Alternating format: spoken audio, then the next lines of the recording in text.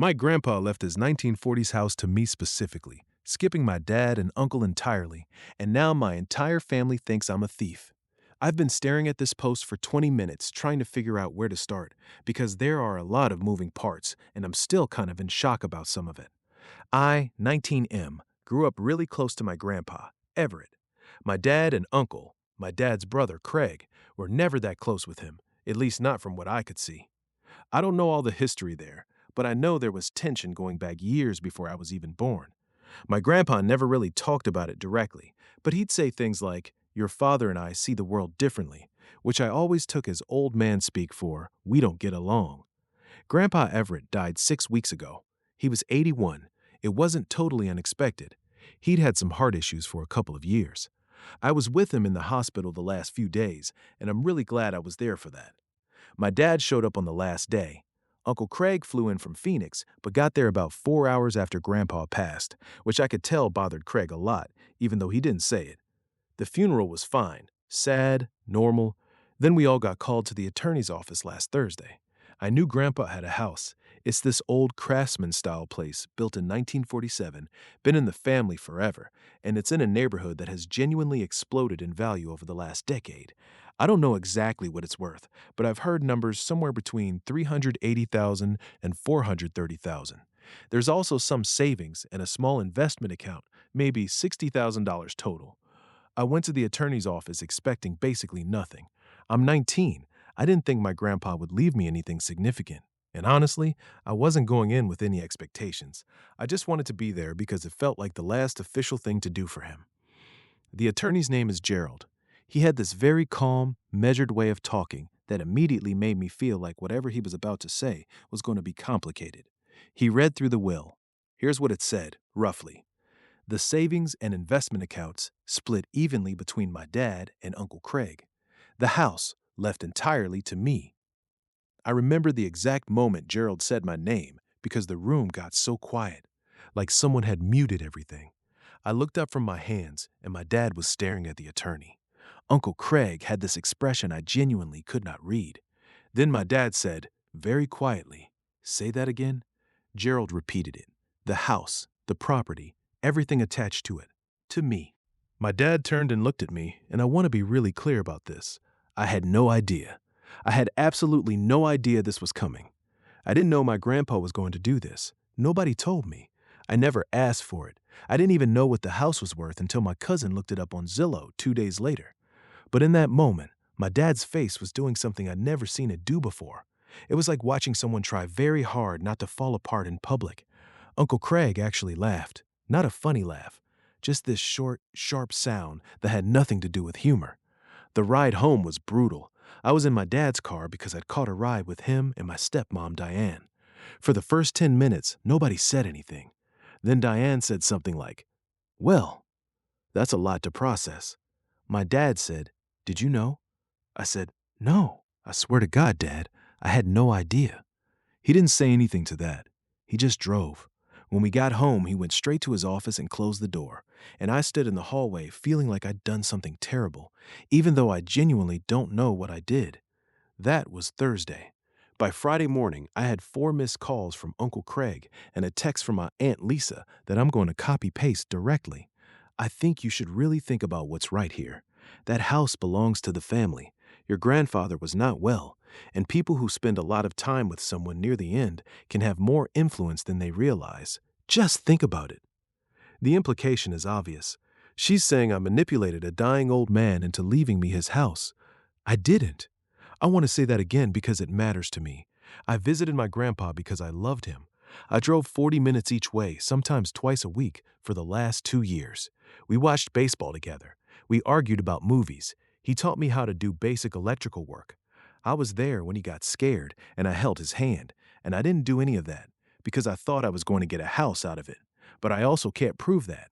And I'm 19 and suddenly I'm sitting on what is essentially a $400,000 asset, and my family thinks I'm some kind of calculating predator who cozied up to a vulnerable old man. My cousin Danny, Craig's son, he's 24, texted me separately and was more direct. "Bro, I don't think you're a bad person, but you know this is fucked up, right? That house should be split between our dads. They're his actual kids. You're the grandkid." I said, I know it's complicated. He said, it's not that complicated. You got what should have been theirs. Here's the thing that's been eating at me, though. Gerald called me on Saturday, just me, separately, and said that my grandpa had updated his will about 14 months ago. It wasn't a recent change. It wasn't a deathbed decision. He did it when he was still relatively healthy, still driving himself around, still fully sharp. Gerald said he was very clear and very certain about what he wanted, and that there was no ambiguity about his state of mind at the time.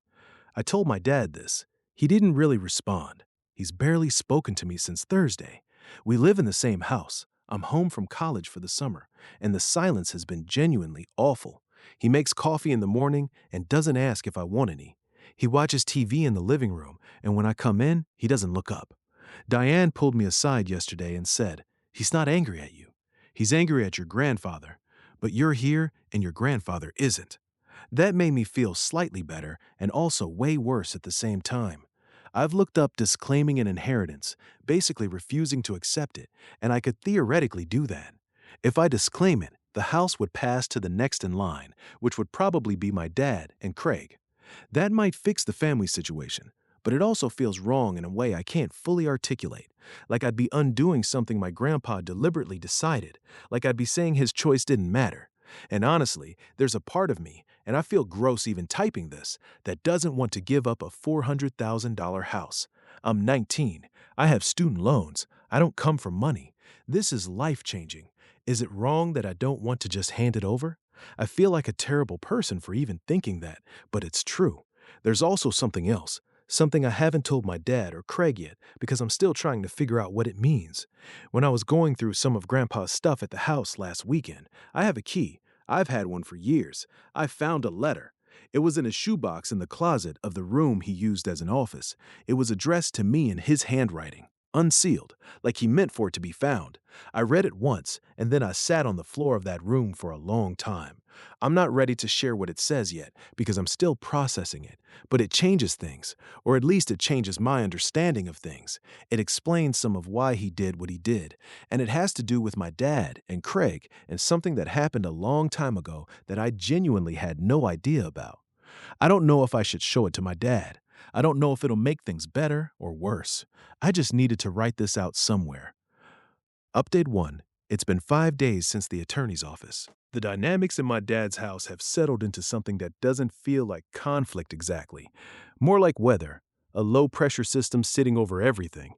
Diane moves around it carefully. I move around it carefully. My dad is physically present and functionally absent, which is its own kind of exhausting. I went back to Grandpa's house twice this week. Once to pick up some paperwork Gerald needed, and once just because I needed somewhere to sit that wasn't full of my dad's silence. The house smells like him still, old wood and coffee and something I can't name. I spent about an hour on the second visit just walking through the rooms, not doing anything, just being there. The gutters are in bad shape. There's a slow drip under the kitchen sink that's been going on long enough to warp the cabinet floor a little. The furnace is older than I am by a significant margin. My grandpa lived in this house for over 50 years. He painted the kitchen cabinets twice. He built the shelves in the garage himself. There's a height chart penciled on the doorframe in the hallway. Mine, starting when I was about 4, and the highest mark is from when I was 16. I stood next to it and looked at it for a while. The letter is still in my jacket pocket. I've been carrying it around without fully deciding what to do with it. I've read it probably 8 times at this point. Every time I read it, I notice something different. The first time, I just absorbed the broad strokes. The second time, I noticed how careful his word choices were, like he'd written it out more than once, and this was the final version. By the 5th or 6th time, I was paying attention to what he didn't say, the things he circled around, the places where he acknowledged he was making a judgment call about people without being certain he was right. Uncle Craig is still in town. He texted me yesterday asking if we could grab coffee, just the two of us. I said I'd let him know. I'm not ready for that conversation yet, mostly because I don't know what it would accomplish without my dad being part of it too. Danny texted me again, less pointed this time, more just checking in. He asked if I was okay, which was actually kind of him, given how our last conversation went. I told him honestly that I didn't know. He said, "Yeah, man," and left it there, which I appreciated. I've been thinking a lot about what disclaiming the inheritance would actually mean. Not the legal mechanics of it, but what it would mean as a decision. It would mean saying that my grandpa's judgment was wrong, or at least that his judgment should be overridden by family peace. It would mean taking a thing he deliberately decided and handing it to the people he deliberately decided to skip. I keep going back and forth on whether that's generous or whether it's just a different kind of disrespect to his memory. And then I feel gross for not just doing the clearly right thing, except I'm not sure what the clearly right thing is.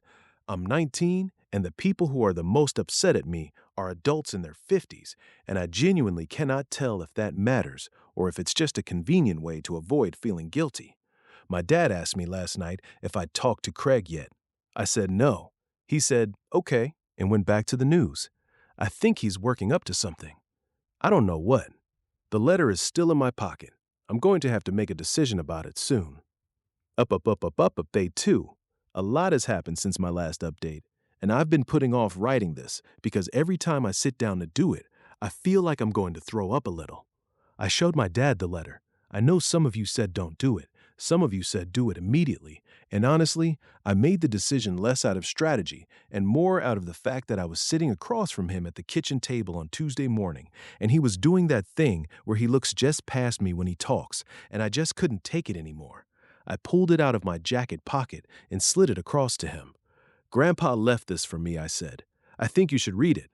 He looked at the envelope for a second, then at me. What is this? Not a question. Just flat. Just read it, please. He read it. It took him longer than I expected, which made me think he was rereading parts.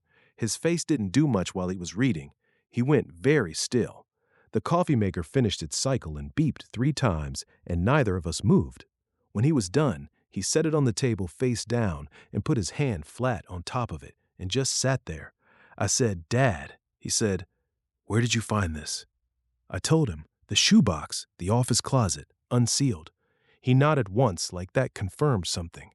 Then he stood up and said, I need some air, and walked out the back door. He was outside for almost 40 minutes. I watched him through the kitchen window for a while. He just stood in the yard, not on his phone, not doing anything, just standing there, looking at the fence. So I should tell you what the letter actually said, because I've been vague about it, and I know that's been frustrating. The short version. A long time ago, when my dad and Craig were in their late 20s, my grandpa tried to give them the house. Not leave it to them. Give it to them while he was still alive. He wanted to transfer the title, set it up as a shared asset, help them build something. And they said no. Not because they didn't want it, because they couldn't agree on anything. My dad wanted to sell it immediately and split the cash. Craig wanted to rent it out and use the income. They spent about 8 months going back and forth and fighting about it, and eventually the whole thing collapsed. My grandpa, in his words, took the house back, and the subject was closed. He said that experience showed him something about both of them that he'd already suspected, that they couldn't work together, that putting the house between them would destroy whatever was left of their relationship and probably drag other people in. And then he said something that got me. He said that over the years, I was the only one who came, not just at the end. He meant in general. When my grandma died 12 years ago, he said my dad came to the funeral and then didn't call for 4 months. Craig called twice and then stopped. He said he sat in that house alone for a long time after she died, and the person who eventually started showing up was me, and I was 7 years old, and I used to fall asleep on his couch watching westerns. I don't even fully remember that. I remember the westerns vaguely. I remember his couch. I didn't know I was filling some kind of void. I was just a little kid who liked going to Grandpa's house. He said he knew what he was doing with the will would cause problems. He said he was sorry for that. He said he hoped eventually my dad would understand. He said he trusted me with it because I was the only one he's trusted not to let it turn into a war. That last line wrecked me because here we are. My dad came back inside after 40 minutes and sat down and read a specific part of the letter again. I don't know which part. Then he set it down and said, very quietly, he never told me he wanted to give us the house. The letter says he tried, I said. My dad looked up. He put a piece of paper in front of us, one conversation, and when it went sideways, he just took it off the table. He never tried again. I didn't know what to say to that. I'm not saying he's wrong about me, my dad said. I'm saying he made a decision about who I was when I was 28 years old, and he never updated it. That hit me in a way I wasn't expecting. I don't think my grandpa was wrong exactly, but I don't think my dad is wrong either. My dad is 54 now. He's not the same person he was at 28. And my grandpa decided who to leave his house to based partly on something that happened before I was even born. Diane was home for part of this and stayed very quiet. She made more coffee at one point and brought it to both of us without saying anything, which I think was her way of staying in the room without inserting herself. After a while, my dad said, "Does Craig know about this letter?" "No." "Are you going to tell him?" "I don't know. Do you want me to?" He didn't answer for a while. Then he said, "Give me a few days." That was Tuesday. It's now Friday. My dad has been different since then. Not warm exactly, but present. He asked if I wanted coffee this morning. He watched part of a game with me last night. He hasn't said anything about the house or the letter since Tuesday, but something shifted. Uncle Craig left me a voicemail yesterday. He's still in town, staying with an old friend. His voice sounded tired more than angry. He wants to meet in person, no lawyers, just talk. I texted Danny and asked what his dad's vibe was. Danny said, "Honestly, man, he's more sad than anything. I think he's realizing Grandpa really just didn't think much of him, and that's a hard thing." Which, yeah, I haven't called Craig back. The letter is my dad's to share or not share. It's about him, too. I can't hand it to Craig without my dad knowing. The house also needs things: gutters, a kitchen leak, a furnace that an HVAC guy told me should be replaced before winter. I'm 19 and I own a house, and I had absolutely no idea what I'm doing. Gerald referred me to an estate attorney to help with the title transfer, and I have that meeting next week. Part of me keeps waiting for someone to tap me on the shoulder and tell me this was all a mistake. One other acknowledgement of death stares. Part of me keeps waiting for someone to tap me on the shoulder and tell me this was all a mistake. I don't think my dad is wrong either. My dad is 54 now. He's not the same person he was at Twin Sesper. My dad called Craig. He didn't tell me he was going to do this. I came downstairs on a Saturday morning, and he was on the phone in the kitchen, and I could tell from his posture that it wasn't a comfortable call. I made myself scarce. 40 minutes later, he came and found me and said Craig wanted to meet all three of us and asked if I was okay with that. I said yes. We met at a diner near Craig's friend's place. Booths, laminated menus, the kind of place where no one is going to overhear your business because the ambient noise is too high. Craig was already there when we arrived. He looked like he hadn't been sleeping well. He and my dad shook hands in the way men shake hands when they haven't spoken in a long time and aren't sure where they stand. Careful, a little stiff. My dad had brought a copy of the letter. He slid it across the table to Craig the same way I had slid it to him. I watched Craig read it. I watched his face do the same thing my dad's face had done. Very still, all the visible reaction happening somewhere slightly behind his eyes. When Craig finished, he set it down and didn't say anything for a while. He picked up his coffee. He looked out the window. Finally, he said, "I didn't know he tried to give us the house." My dad said, "Neither did I, really. Not the way he describes it." "You were the one who wanted to sell," Craig said. "You were the one who wouldn't agree to anything." It wasn't said with heat. They both just said it flat, like they were confirming facts. Craig looked at me.